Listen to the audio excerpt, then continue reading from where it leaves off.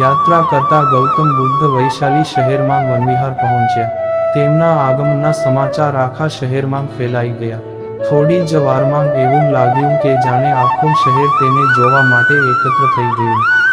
મોટા ઉદ્યોગપતિઓ, શિક્ષણવિદો, સામાજિક કાર્યકરો, અધિકારીઓ અને શાહી પરિવાર સાથે જોડાયેલા ઘણા વરિષ્ઠ લોકો પણ ત્યાં પહોંચ્યા હતા.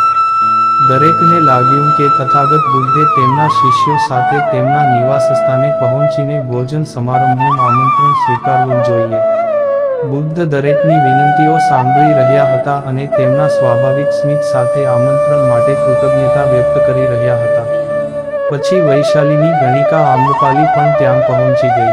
બુદ્ધના ઉપદેશોથી પ્રેરિત, તેણીએ ઘણા સમય પહેલા ગણિકા તરીકેનો પોતાનો વ્યવસાય છોડી દીધો હતો.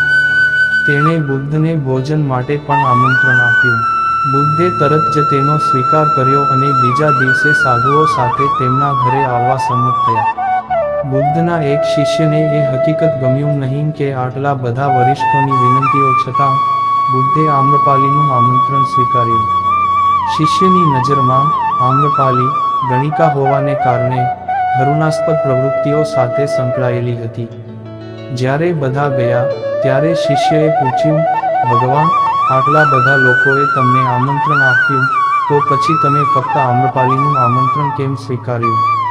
બુદ્ધે કહ્યું, એ વાત સાચી છે કે તે ગણિકા હતી, પરંતુ તે પશ્ચાતાપની આગમાં બળીને શુદ્ધ થઈ ગઈ છે. જો કોઈ વ્યક્તિ આ પવિત્રતા પ્રાપ્ત કરે છે, તો તે એવા લોકો કરતાં શ્રેષ્ઠ બને છે જેઓ આવી જઘન્ય પ્રવૃત્તિઓમાં રોકાયેલા નથી. આવી વ્યક્તિનું આમંત્રણ સ્વીકારવામાં કોઈ સંકોચ ન હોવો જોઈએ. જ્યાં સુધી વ્યક્તિ ખરાબ કાર્યોમાં વ્યસ્ત રહે છે, ત્યાં સુધી તેનાથી દૂર રહેવું ઠીક છે. પરંતુ જે ખરાબ કાર્યો છોડી દે છે, તેને સ્વીકારવામાં સંકોચ ન કરવો જોઈએ.